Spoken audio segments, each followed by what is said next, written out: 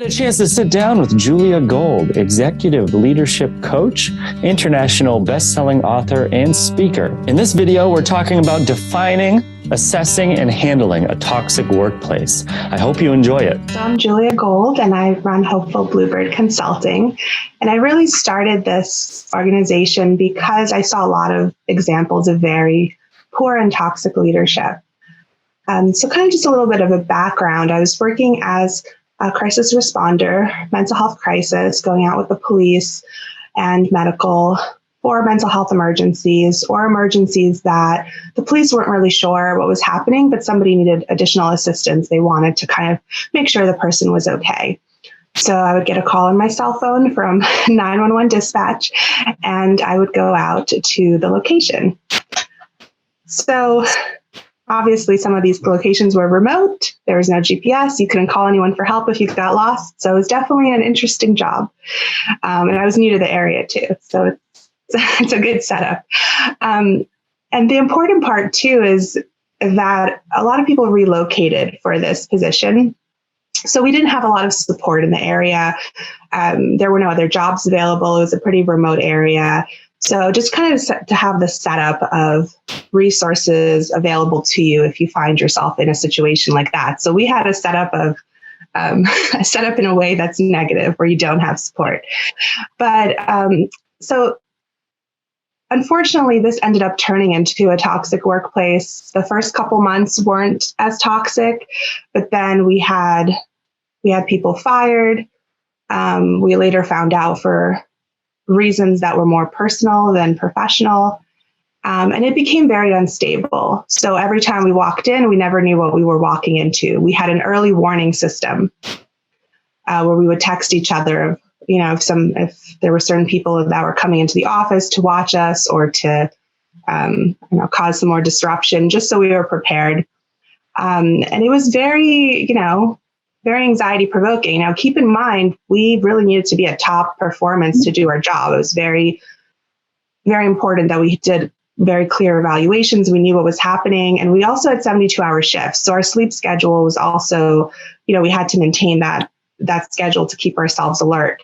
So you would think with that type of job, you need a lot of support, right? Mm-hmm. But we really got the opposite. So we were told every day we were doing horrible. We were threatened to be fired.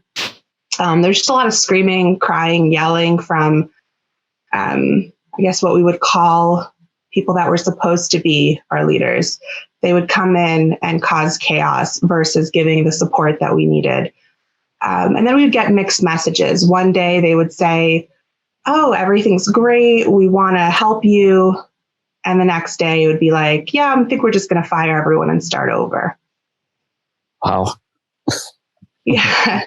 And so as you can imagine, in that situation, you start to not really want to be involved because every time you go to work, it's a very negative feeling.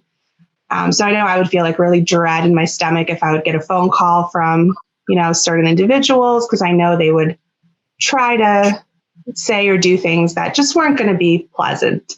I'd have to try to manage them. And so you'd have a dread in your stomach a lot of times. A lot of times there'd be anxiety or even panic attacks.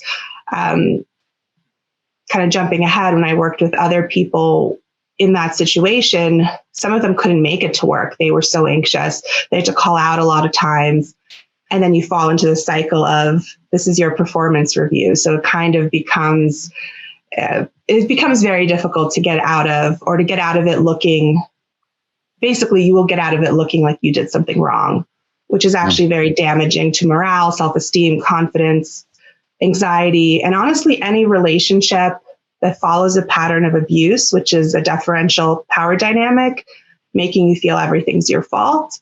And then at the end, having everyone turn against you or making it seem like, hey, this is what happened to the world, which could be as simple as the performance review. Or if someone calls for a reference, you can't be rehired, or any other comments. And we can get into that more if you want. I have a long list of examples for that.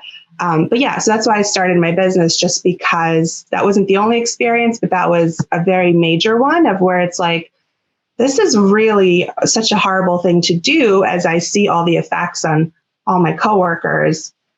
So dedicated, really talented. And at the end of the day, they're not really doing their job. They're just trying to make it through the day as they're frantically searching for something else. So I think that's a good intro. Let me know if you have any questions. Yeah, first of all, I'm glad you made it through all that. I've experienced toxic leadership myself in many different jobs, but mostly the Army is where I experienced it. And it's not fun, especially when, your work is your livelihood and you have to rely on that. I'm glad that you were able to pivot from that and turn it into something that you can do to help others. Tell me a little bit about how you do that. Yeah, absolutely. So just to give a little bit of background too, mental health is a big part of my training. And with that, I did a lot of leadership as well in terms of supervising new clinicians, helping different departments and kind of combining goals. So we usually have departments like leadership or directors, and then we have staff, or there's like multiple levels of staff. And a lot of times there would be conflict or communication issues. And I had spent a lot of time doing that even before all this. So I had a good amount of leadership training, including educational training, before I started focusing on leadership. So that was all part of my job, but I decided to really focus on it because, like I said, I think it's even more crucial to then make sure everyone else and all the jobs are doing as good as they can be because they have optimal support and leadership. So I'm focusing on leadership. I do a lot of executive training, executive coaching and training. What that looks like is there might be a new person that's hired into a leadership role or promoted, and they're not really as confident that they have the skills, or they're kind of adjusting to the company. And I can be hired from either the company or the individual. Like sometimes even an individual person will say, I'm not 100% sure, I have a new role coming up. Can you help with that? Mm-hmm.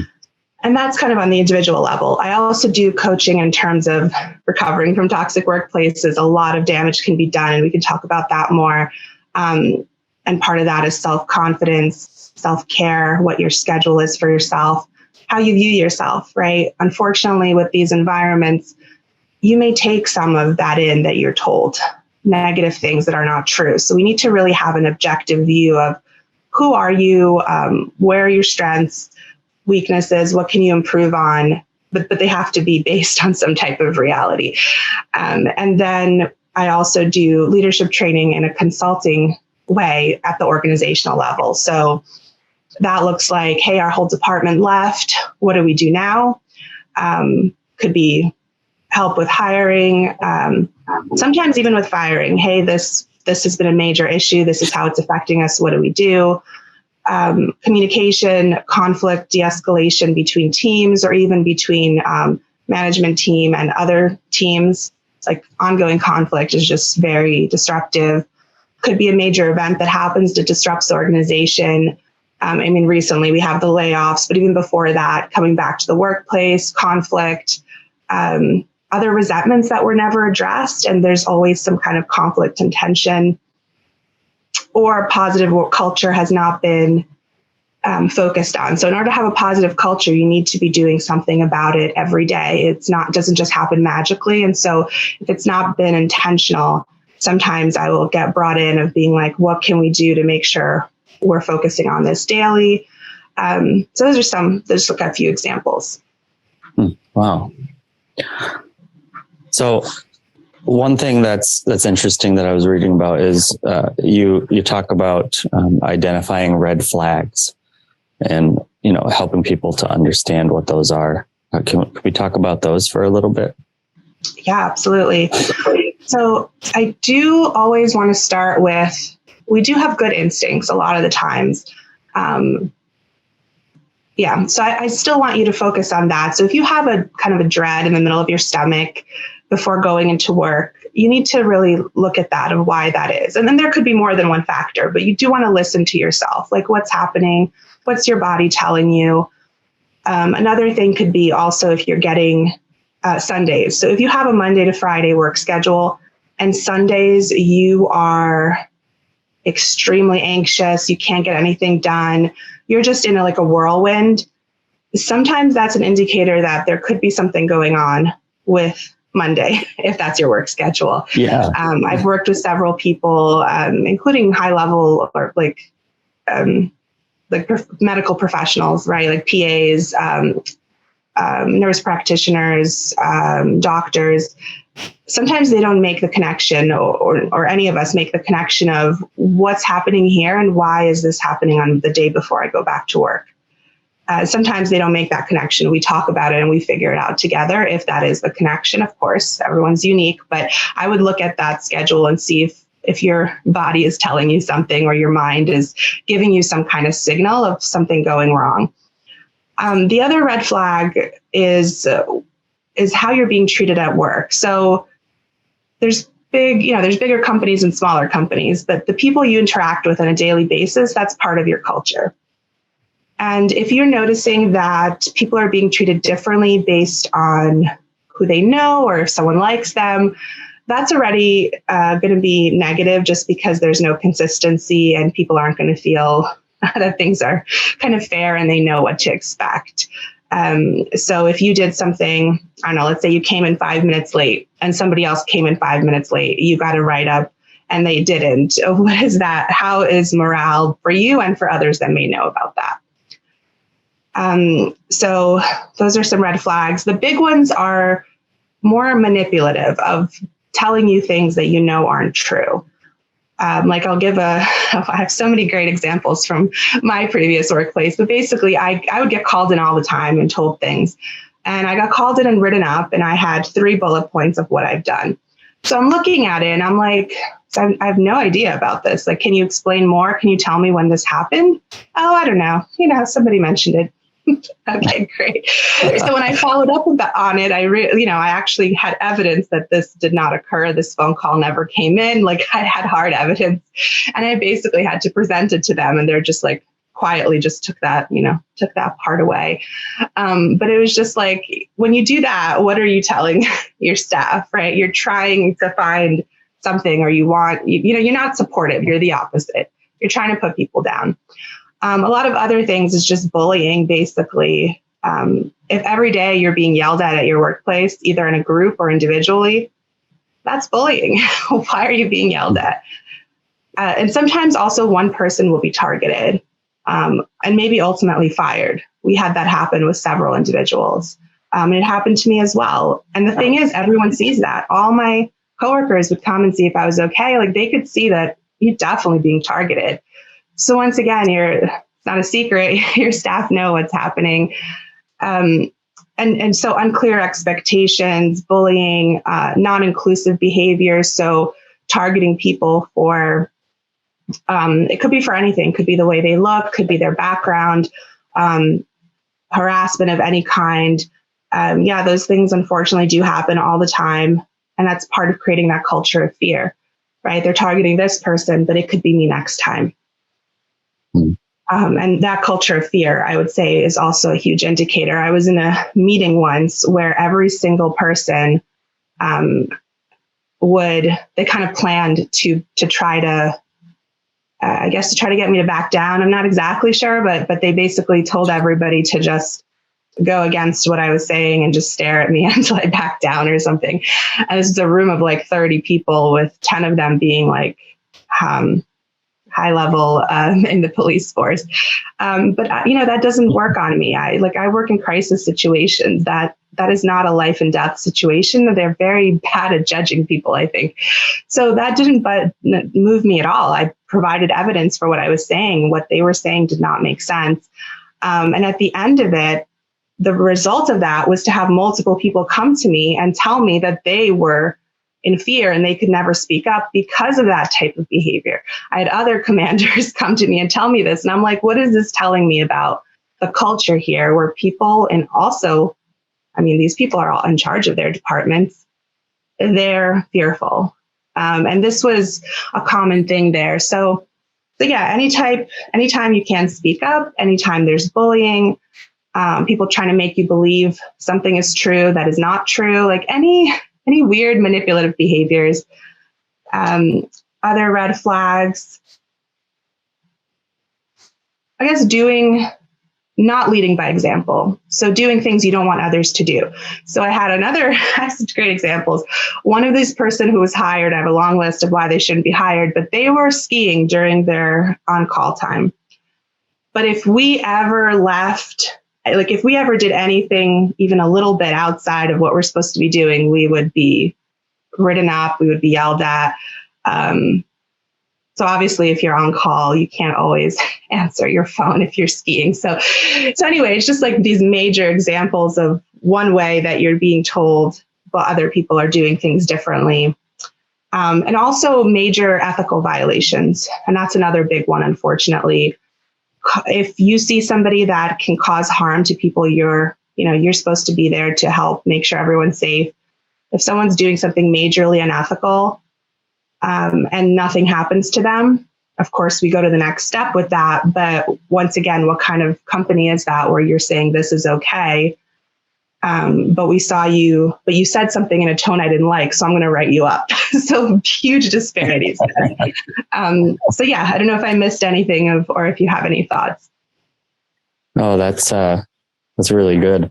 So people can really think about that, if they're having those feelings, or seeing some of those red flags. What would you say the next step would be for those people once they identify the red flag?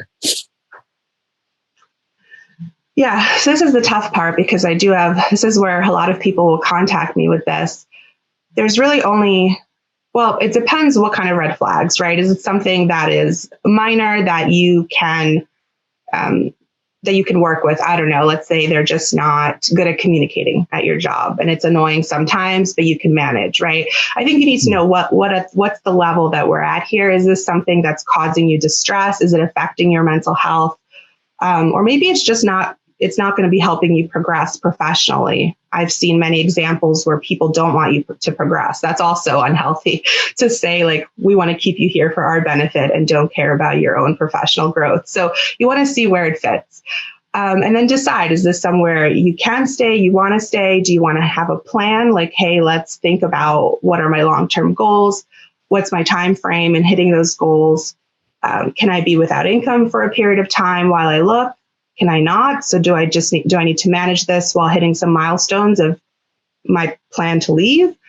Or is it something where I can have a conversation and maybe some of these things can be adjusted? Now that one is tricky because you do want to always plan that they can let you go at any moment if you do bring something up.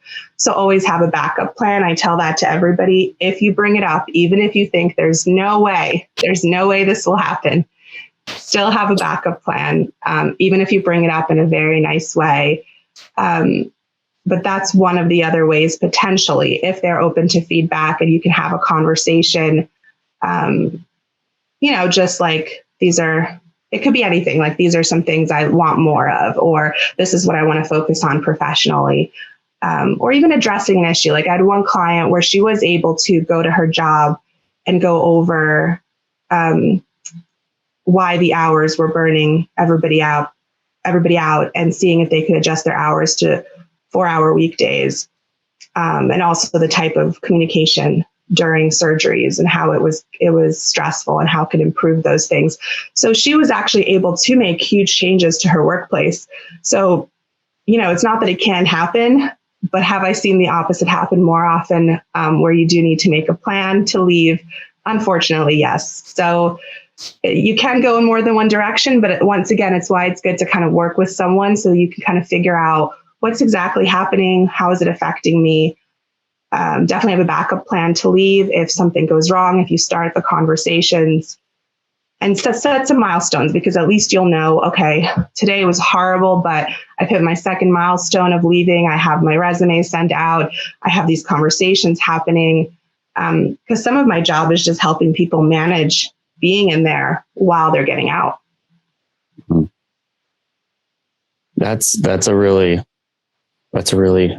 interesting approach, because maybe people can't leave right away, and having that backup plan in place and being able to manage it is really important, because some people might not do very well, and maybe, you know, their plan will backfire and they'll get fired anyways, but they're not going to know how to deal with the mental part of it. So giving them some ways to deal with it right now, when you know you can't really make any changes, what are some things you can do? Right? That's powerful. I was in similar situations when I was in toxic workplaces, and one workplace I was in that was pretty toxic, I actually went back after. But when I did that, things were different, and I set myself up with a backup plan because I wanted to trust that things were going to be better this time. But I told myself, well, just in case they're not, what can I do? What are some things I can do? So I started doing certain training and building my business pretty much. So that way, in the event that ever happened, I could just fall back on that and just keep moving. And sure enough, it happened and it helped. And, you know, that's why I'm where I am today. And it really helped me get through it. So being able to help others through it, even if they're not working for themselves and starting their own business, maybe they want to move into a different career. So thank you for providing that type of service to people who are in that situation. Yeah, I'm glad to hear that. And yeah, I was going to ask how it turned out, because you're right. If they're saying we've done these things differently and you're in a position that you can give that option another go, that's totally fine. So everyone's different too. Like sometimes there's no blanket advice that's going to work for everyone. So the answer to a toxic workplace isn't for every single person to start their business if that's not what they want to do. The point is to connect with their purpose and clarify what exactly they want.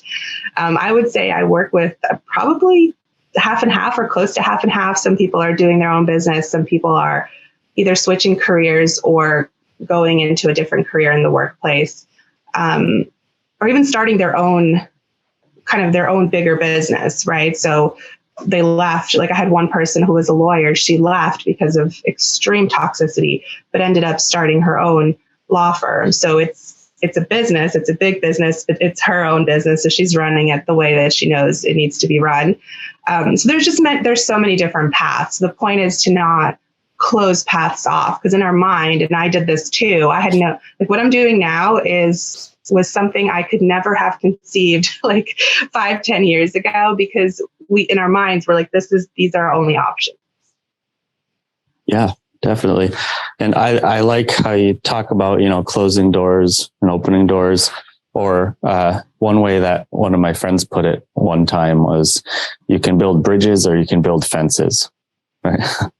And I always try, even if I part ways with somebody, I still try to build as much of a bridge as I can with that person, so I can continue working with them and try to find the best way that we can work together. And sometimes that doesn't work, but a lot of the times it's served me well and has allowed me to connect with individuals in several different types of businesses and, you know, career fields that I still talk to today. And they see, you know, what I'm doing today is exactly what we talked about back then that I had plans doing.